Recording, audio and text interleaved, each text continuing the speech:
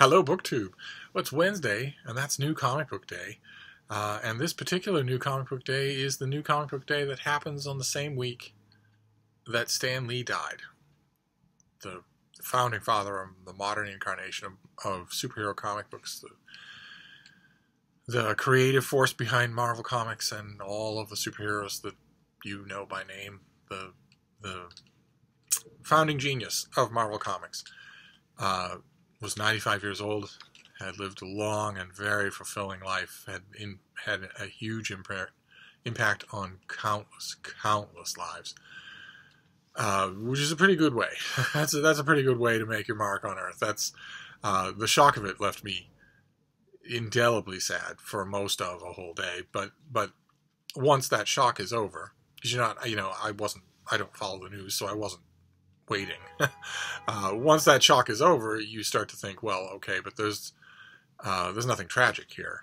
There's sadness, but there's no tragedy. This is an amazingly successful life. But it was a little bittersweet because he was the last of the pop culture architects of my own imagination to die. There was a trio. There was a trilogy of those figures, and one by one they died.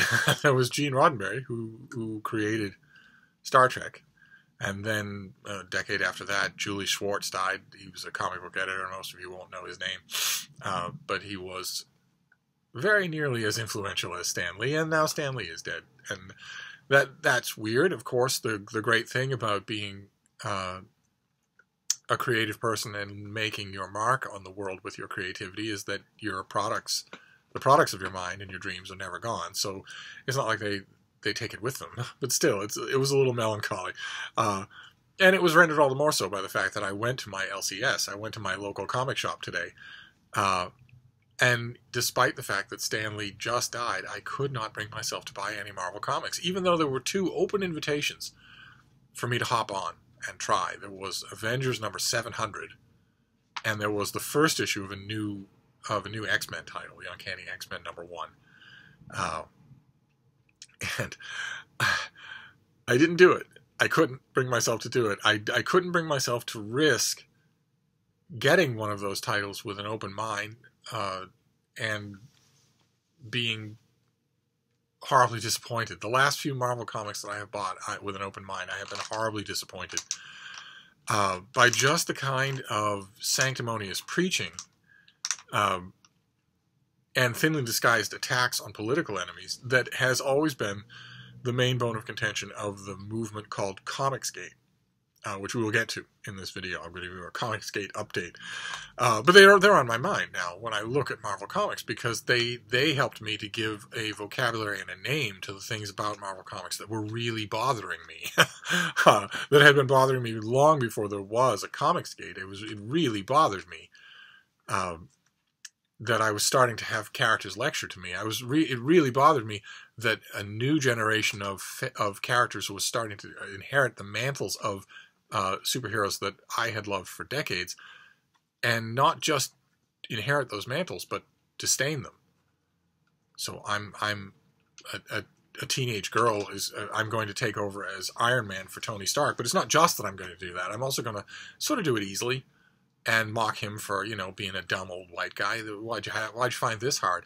Or I'm a long-standing character, a nurse named Jane Foster. I'm going to take over the sacred hammer of Thor.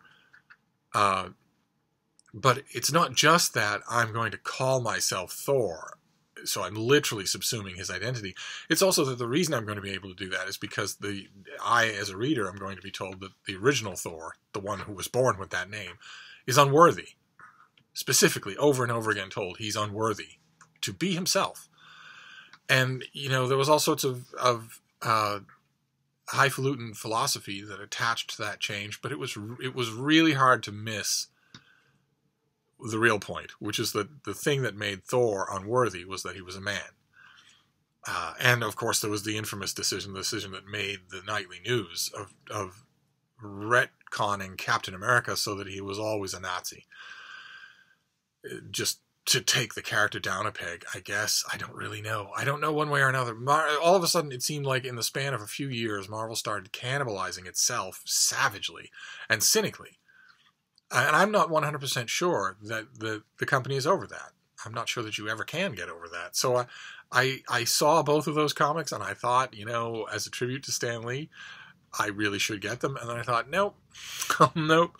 If you want to do a tribute to Stan Lee, wait until you see a collection volume of his great old work that you want. They'll be coming up, I'm sure, and get one of those instead of risking it on the current Marvel that I'm not sure Stan Lee would have agreed with.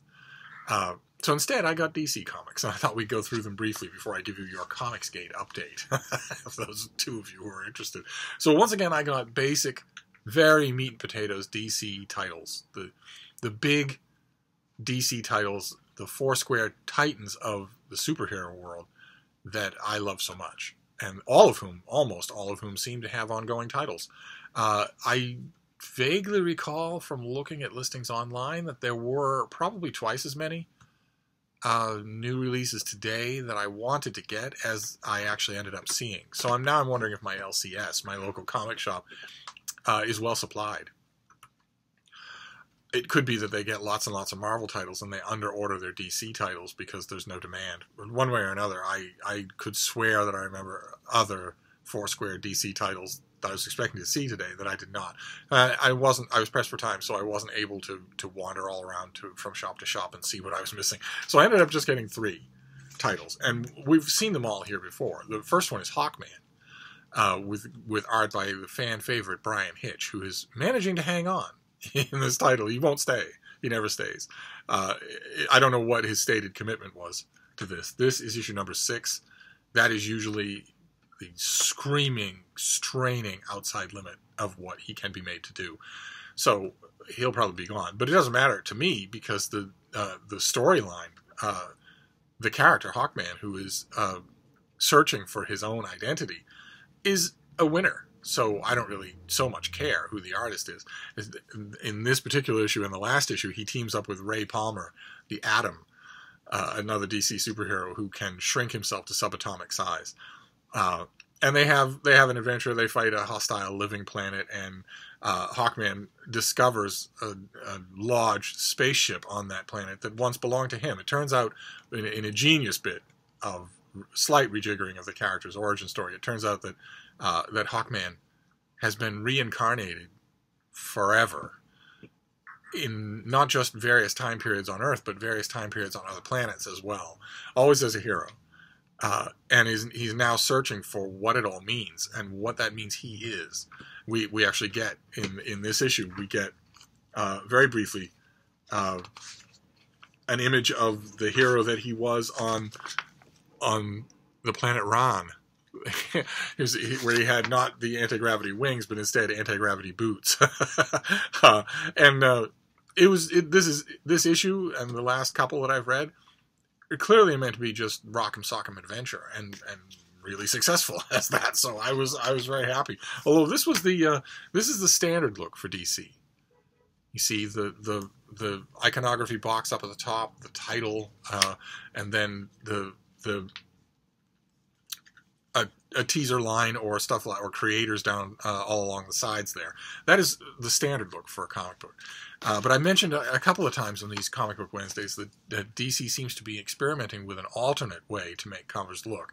And I love it. Absolutely love it. And that way is to present a big, colorful, painted portfolio piece with nothing to distract from it. No header, no logo, no box, no nothing. This one is Detective Comics 992. Look at that. That is the cover. You see the difference, right? There's no folderol. Instead, it's just a brooding, wonderful picture with just the very subdued DC logo up at the top. And this story is, let me see here, it is written by James Robinson, and it is drawn by Carmine Di Giandomenico.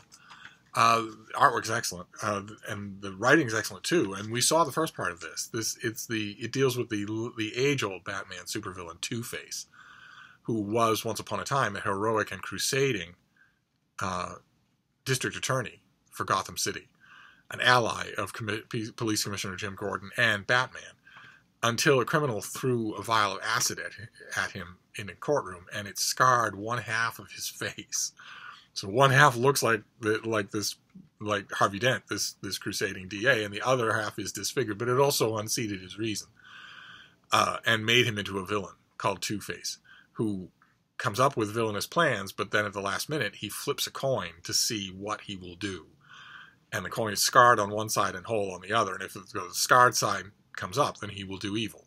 And if the whole side comes up, then he won't. It's the warring halves of Harvey Dent. One half is Two-Face, one half is Harvey Dent.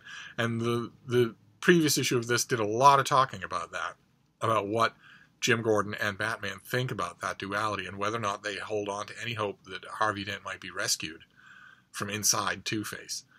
And at the end of that previous issue, circumstances in Gotham City, namely that Gotham City is being invaded by an international terrorist group called Cobra, provoke Harvey Dent and Two-Face to ally themselves with Batman.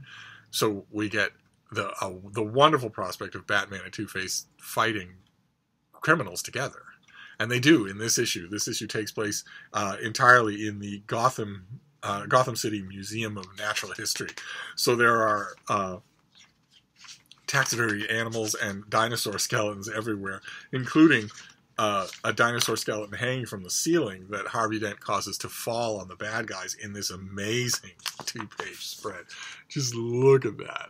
Oh my, you can't really make it out in this crappy lighting, but if you notice, the action of the sequence extends behind these 3 panels. It's just wonderfully done. And there's no betrayal at the end of this. The plot is ongoing. The wrinkle in the plot at the end of this issue is that Cobra is not just planning random terrorist attacks. They're also doing what it appears that every single Gotham villain, anybody who comes to Gotham City, any villain, they make it a plan. You know, you want to see Arkham Asylum, you want to maybe take a tour on the High Line, and you also want to poison the city's water supply. And never with just poison. Always with some sort of psychotropic element that will do things to the people of Gotham City. I swear, if I were the normal citizenry of Gotham City, I would just buy Evian or something. Just truck in Poland Springs by the quarter ton and never use the city's water supply. But one way or another, this ends with to be continued, where this adventure temporarily teaming up Two-Face and Batman continues. Fine by me. It can go on another issue as far as I'm concerned. And then the final comic book that I bought today is a classic. It's Superman. And this is Superman number 5. This is the variant cover. That is Superman being struck by lightning. Notice how they subdue the coloring on Superman so that you just see this. Isn't that amazing? And he's being struck by lightning, and the word balloon is, "It still tickles." And that is a callback a very long way to a classic Superman cover from Superman 32 back in the 1940s, probably 1945 or something like that, where Superman is being struck by lightning and is smiling and says, "It tickles." And then, this is just a callback. It has nothing to do with the issue, but I really liked it. I smiled big and wide when I saw it on the shelf. And this is written by Brian Michael Bendis and drawn just fantastic artwork by Ivan Rice. And it is part of an ongoing series, the Unity Saga. This is part 5. I think we saw it already. The Unity Saga is about this guy, Rogol Zahl, a big, gnarly-toothed supervillain who claims to have destroyed Krypton and claims to that his goal now is to kill all living Kryptonians. The few scattered remnants who have managed to evade him. He wants to kill them all. Superman, Superman's son, Superman's father, any other Kryptonian. And in order to forestall that, Superman has stranded himself in the Kryptonian Phantom Zone, an alternate reality where criminals were banished, with Rogol Zahl and a bunch of criminal Kryptonians. And he doesn't have a way out. Once you're banished to the Phantom Zone, you can't get out on your own. You need someone to get you out. And he spends the entire issue just fighting Rogol Zahl in the Phantom Zone. And fighting him and also trying to figure out why he's doing what he's doing. It seems like it's a fight that's just going to go on forever. because nobody ages in the Phantom Zone. You can just fight forever. But events in the outside world take an interesting turn, to say the least, because there is one Kryptonian who was alive in the Phantom Zone for a long time, now is alive outside the Phantom Zone, who's very much concerned with a villain who claims to have destroyed the planet Krypton and who wants to kill all of the Kryptonians. Superman wants to understand Rogol Zahl. He wants to beat him, but he wants to understand him and figure out what's going on. But there's one Kryptonian who doesn't so much want to understand Rogol Zahl as he wants to just squash him like a bug. And that Kryptonian is General Zod. and Ivan Rice does it perfectly. Oh my God. And Zod shows up in this issue on Earth, and when he notices that somebody has a Phantom Zone projector, he tells him, send me into the Phantom Zone, because he has a goal in mind. And for once, it's not to attack Superman. It's to attack this being that claims to have destroyed his homeworld.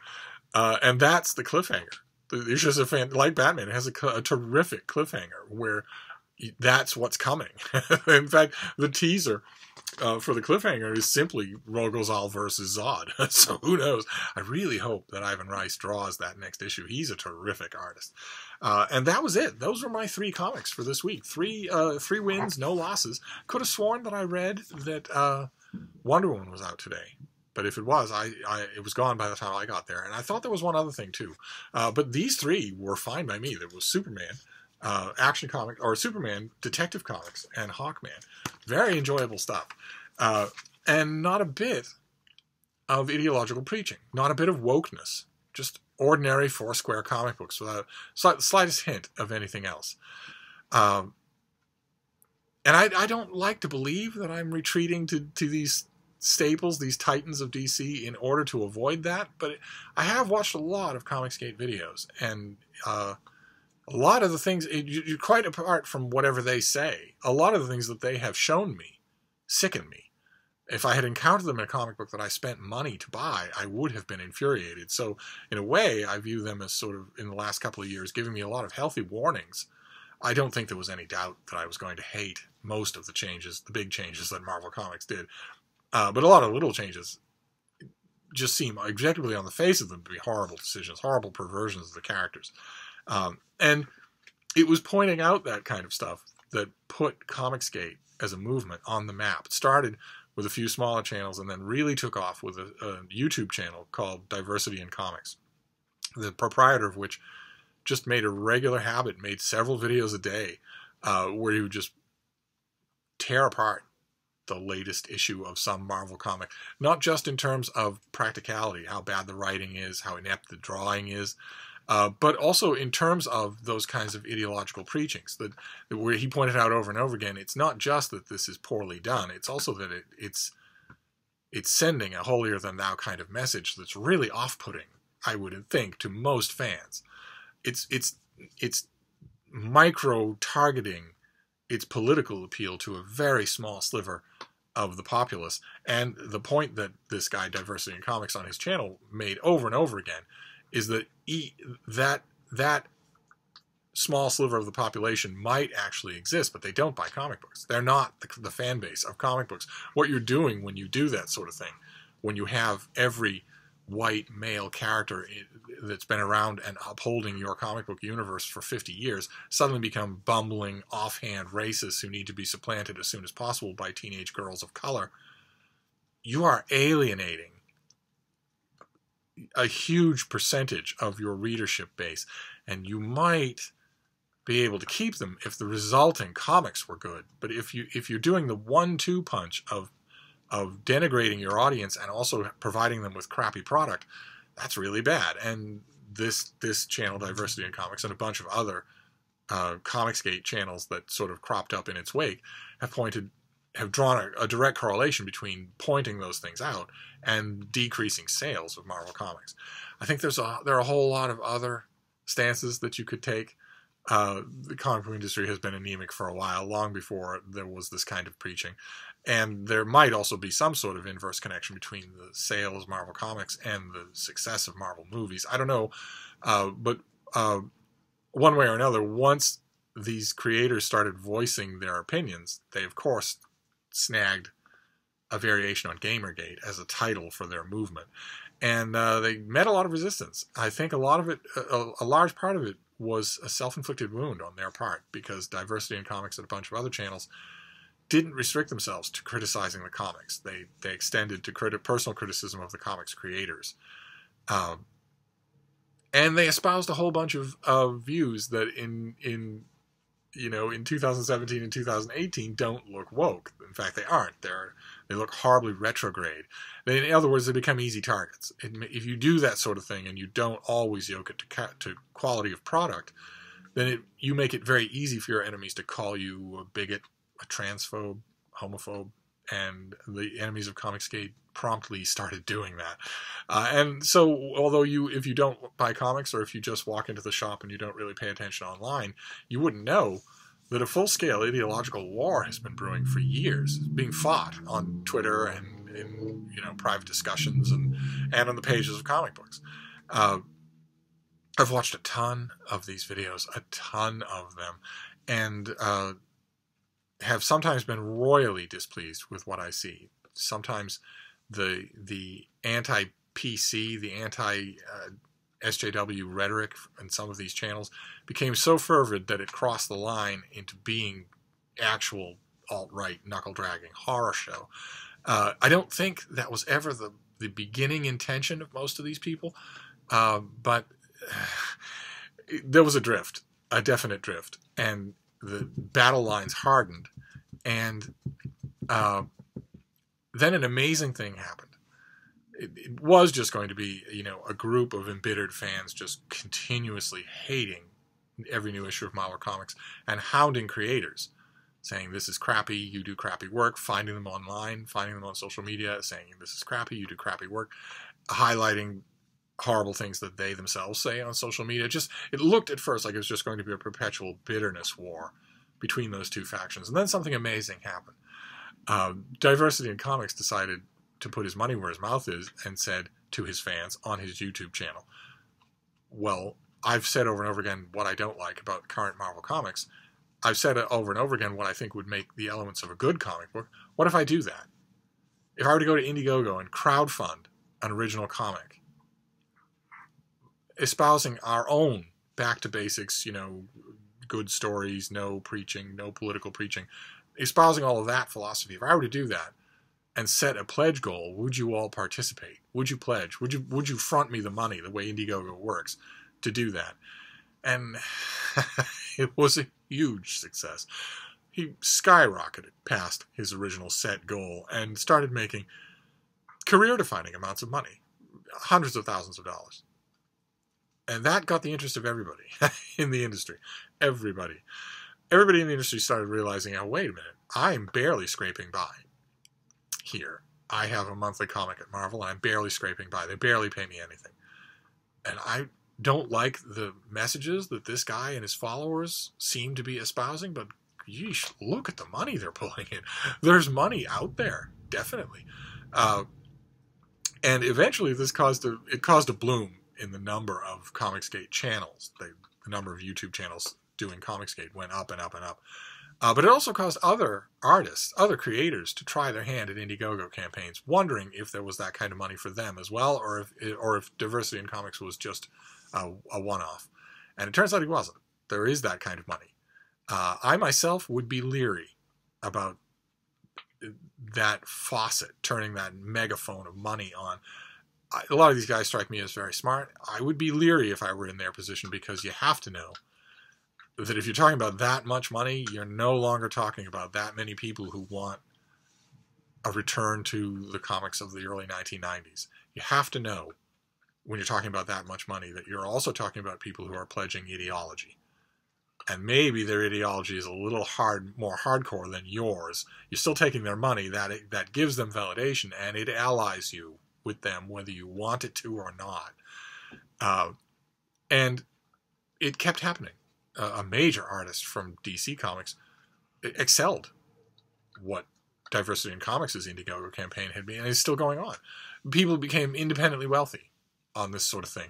And even the creators who came over and tried it, who didn't make stratospheric amounts of money like that, still made far more than they would have made at their old drawing easel back at, one of the big two superhero companies. And in order to do that, they had to embrace a little bit of the Comicsgate world. That's where the money's coming from. And that might not have been as big a problem, but then a wave of resistance went through the mainstream comic book industry.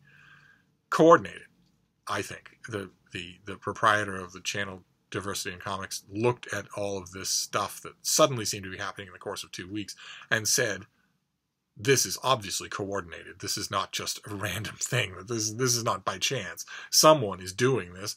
And I tend to agree. I saw all the same tweets, all the same Facebook things that he saw, and I agree. I think it was probably coordinated. And the effect was devastating. The effect of this industry campaign was to reach out to all of the biggest names in the industry, Marvel, DC, independent, retired, or still working, and get them to tweet or say on their blogs or on Facebook some variation of Comicsgate is a hate group. And simplify and villainize a lot of the original positions of Comicsgate, which I don't think, the original positions, I don't think had anything to do with political ideology. But once that happened, once you have major figures in the industry, titanic names, legendary artists and writers saying Comicsgate is a hate movement, well, if you're a creator who's moved over to Comicsgate, left your job at Marvel or DC, moved over to Comicsgate, and is hoping that Comicsgate will make your Indiegogo campaign profitable, then, you're sunk. You can't go back. The major creators who went that route to Indiegogo and sort of embraced the Comicsgate label can't go back. They wouldn't be welcome at Marvel or DC. And they'd probably be hounded out of their job if they tried, even if they were welcome. So they had a certain amount of investment. It wasn't just a fringe group of brats anymore. There was a huge amount of money on the line. And just recently, one of the people loosely affiliated with Comicsgate, one of their creators, he's never called himself Comicsgate, but he has been a guest star on every Comicsgate channel. He's referenced by every Comicsgater in hundreds and hundreds of videos. He has a very edgy, very crude, very ridiculous sense of humor, very, very homophobic, very misogynistic, and I think a lot less funny than he's usually credited as being by Comicsgate members.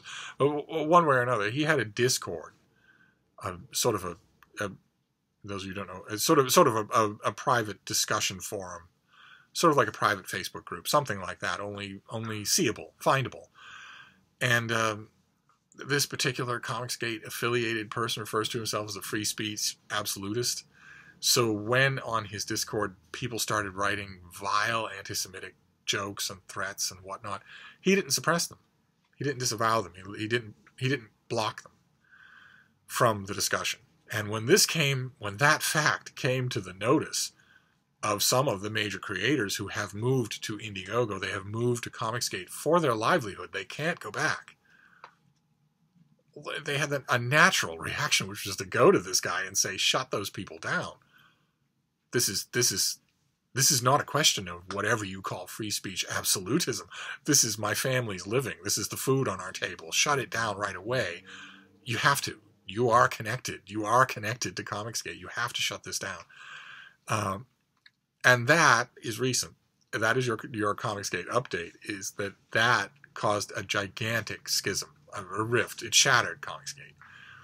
And you started seeing a whole bunch of videos across the spectrum of Comicsgate saying that the whole movement is dead, that they've swapped one authoritarian tastemaker for one of their own, but that it's no better.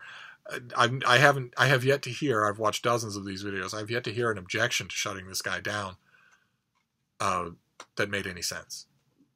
Of course you want that stuff to stop. And there's only free speech absolutism is just fine, but if you have a discussion group and people are posting that sort of thing and you have the ability to block them and you don't, you agree with them. Plain and simple. I don't know what a free speech absolutist is, but I live in the real world. And if you have the ability to block that sort of stuff and you don't instantly do it, you agree with it. And a variation on that had to be on the mind of the big-time creators who are now a part of Indiegogo, because that's where their money is. And if Indiegogo decides that they are connected to hate speech, they can be shut down. So your Comicsgate update for this week is that Comicsgate as a movement is on rockier shoals than it's ever been in the history of the time that I've been talking about it. The money is still there. The projects are still going forward, but the fear of God has been put into some of the biggest names in Comicsgate, because if the Indiegogo money is attacked, there's no plan B. There are all sorts of, mongrel spin-off Indiegogo clone sites that nobody knows about, and that don't probably have as sure a path to continuing that kind of money. So the ball is now in Comicsgate's court. They have to see whether or not they can get their own house in order, or just fall apart.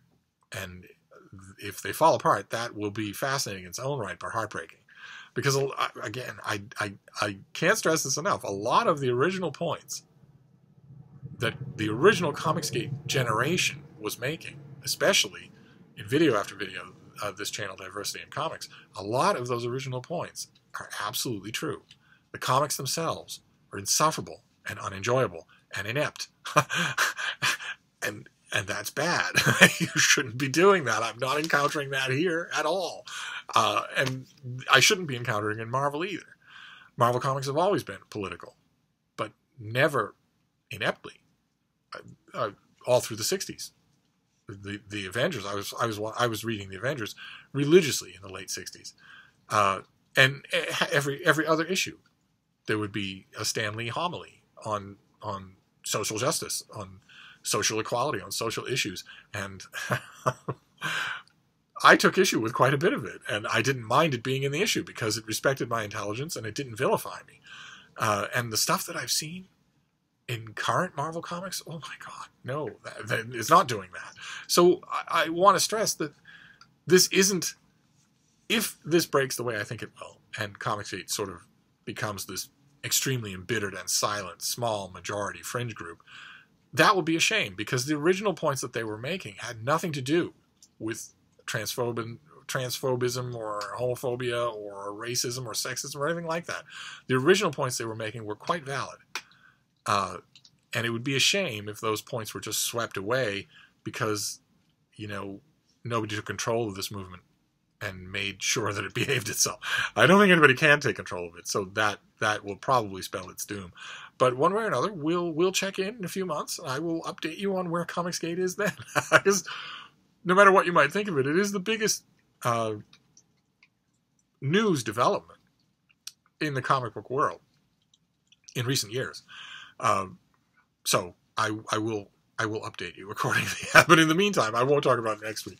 In the meantime, I had 3 wonderful issues, had a blast with them. Can't wait for more. The only thing that I was missing in these 3 issues was that I think I missed one of the issues of Drowned Earth. I think that was one of the comic books that I didn't get today. Aquaman, maybe, or something like that. I think there were a couple of things that weren't on the stand that I'm going to have to double check online and see what I missed, and maybe look around for it. If I'm in for a penny, I'm in for a pound with this weekly comics thing. I might have to look around, maybe even change comic shops to one that I'm absolutely sure will get everything. Anyway, I'll wrap this up for now. That's your comic book update, and 3 recommends if you're buying comics with my recommendation. I can't imagine anyone is, but if you are, I recommend all 3 of these. And isn't it great? It still tickles. Anyway, I'll wrap this up, but I'll see you soon. Thank you, BookTube.